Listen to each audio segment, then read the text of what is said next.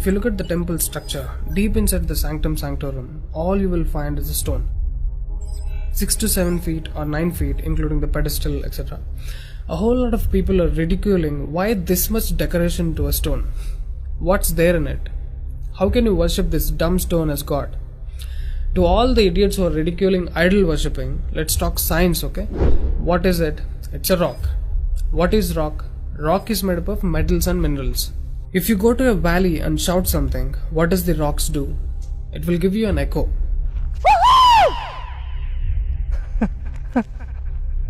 It's an open place.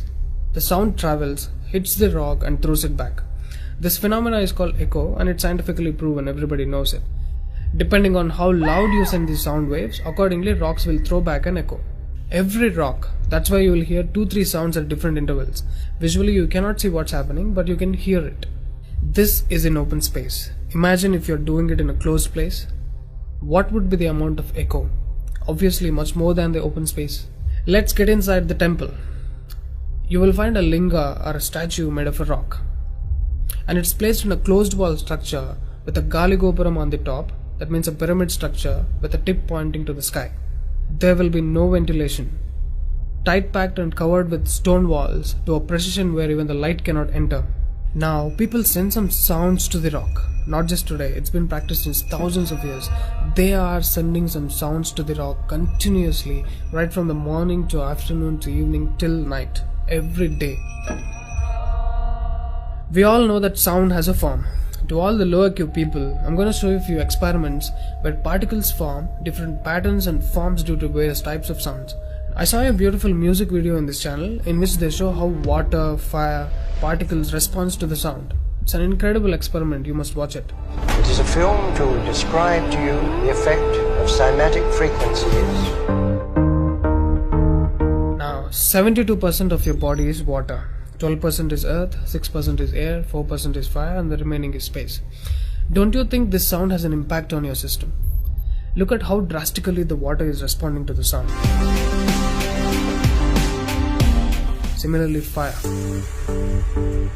In fact, everything in the cosmos responds to the sounds. That's why yogis of the past have always said sound is the basis of existence. Every form is a certain reverberation of sound.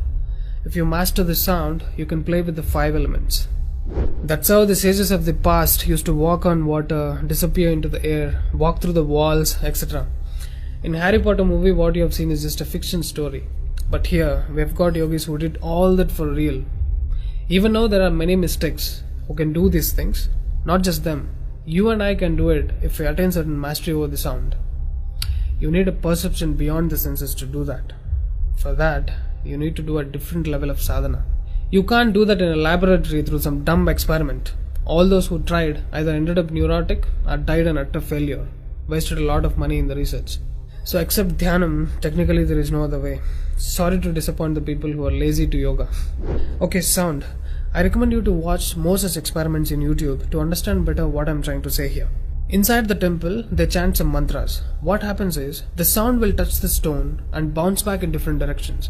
Because it's a closed room, the sound has to pass out through the main door. And whoever is standing in front will be completely soaked in that energy. Now, what do they chant? Vishnu Sahasranamam in the morning and Lalita Sahasranamam in the night. There is Shivopasana Mantram, Lingastakam, Am Namah Shivaya, Nirvana Shatakam, etc., which will have different impacts on the human system.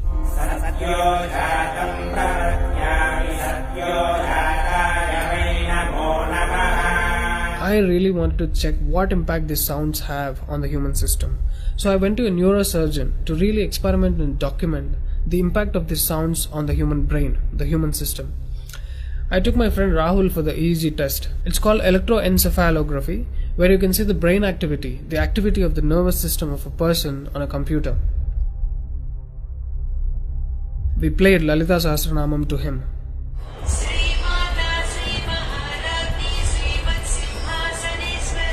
Rahul, relax your face.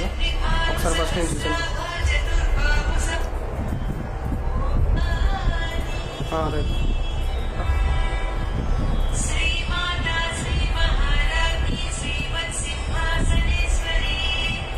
The kind of parasympathetic differences that he's getting is anonymous.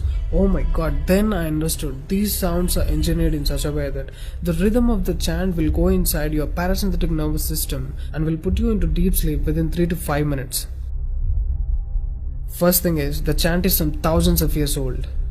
How could these ancient sages know that these sounds impact the parasympathetic nervous system? This they do it in the night. And in the morning they chant Vishnu Sahasranamam, the 1000 names of Bhagavan Vishnu.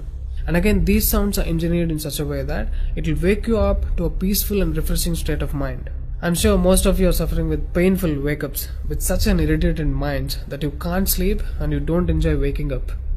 If you listen to Vishnu Sahasranamam in the morning, it will clear all these clutches in the brain and you will be super fresh when you wake up. Even today you can go and check in Tirupati temple. They will chant Vishnu Sahasranamam in the morning and Lalita Sahasranamam in the night. This is a clear science evolved and being practiced in temples. Even now in most of the temples they're still doing it without knowing why they're doing. I went and asked one of the priests in my hometown. He said, no, they're doing it since so many years. Or they will say something like, it's good for your health, you will get money, pregnancy, etc. This is one more reason why temples are ending up in ruins here. There is no one to talk about the science behind it. Why sounds and why the rock? So they call this rock as God, and when you chant for God, their idea is to benefit the human beings living in the city. It's a free service. Will your doctors treat you for free? But these temples are doing it for free, since ages. But now, these temples are under attack. It's time to free them from government's control. Temples' properties are being looted. They think too much of gold is available there. You know what? The temple design is such, there will be a Dvajastambam, which is made of some metal, usually gold or copper.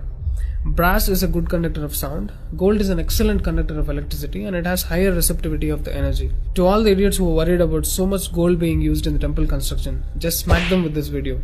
This is a clear science and most sophisticated engineering that even the modern science has no clue of. There is much more to the design of the temple. The design is such, the energy waves reverberated by the gopuram will pass straight and touch the antenna kind of arrangement here and stored in the energy format.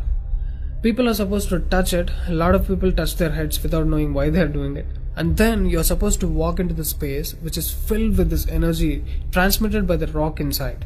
Doesn't matter whether you are a Muslim, Hindu or a Christian, you can't escape the energy.